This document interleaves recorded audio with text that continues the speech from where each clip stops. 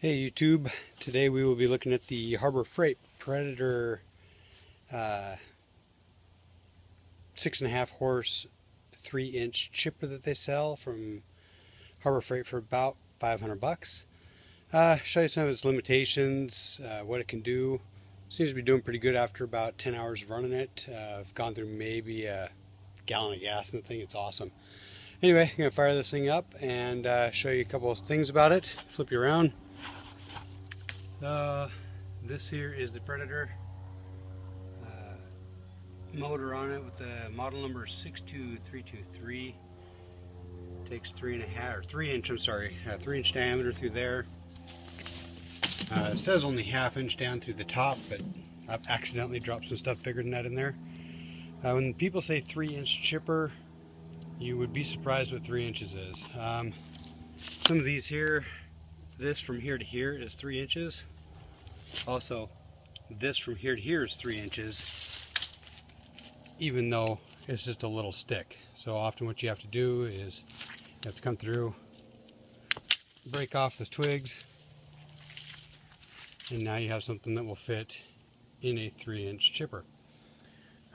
So do a couple of those sticks down there on the ground for you.